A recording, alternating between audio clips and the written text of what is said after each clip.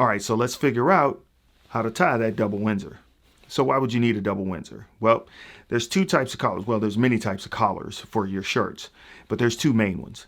There's a spread collar, which is what I have on right now, and then there's a point collar, which is less area or less room right here.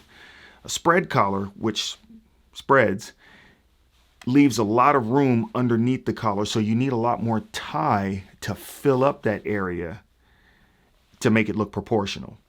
Whereas a point collar, there's little area there, so you need something like a 4-in-hand knot or something like that. We've got a video for that right here. It's one of them. So today we're going to do the double Windsor.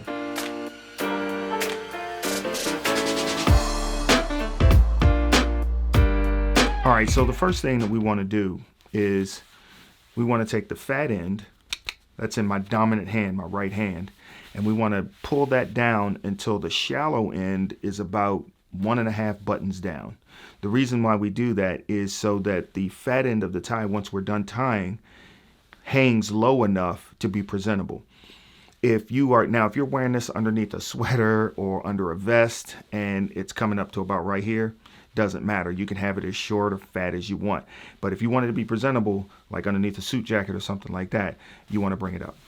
So the first thing we want to do is we want to bring the two sides together and loop the fat end over the shallow end.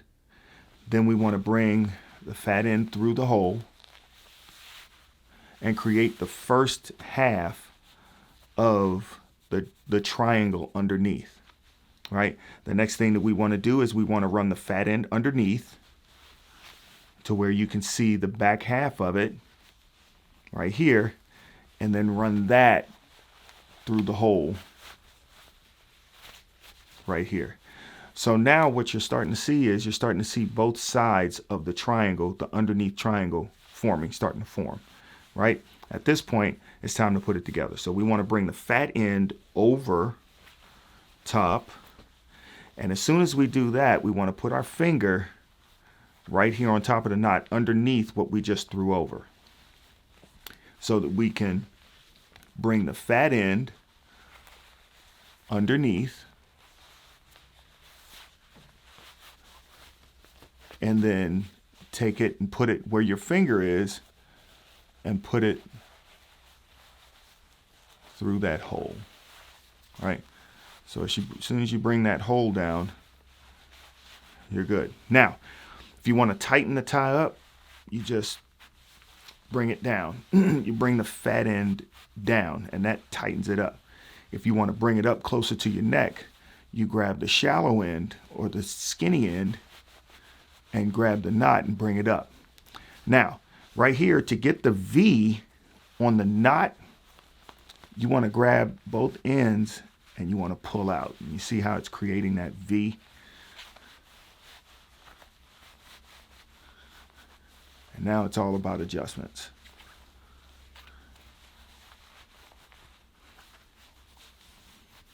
All right.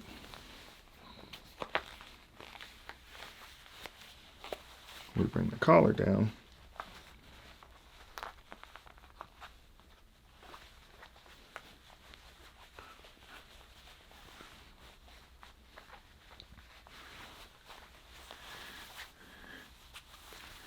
And now we're rocking and rolling.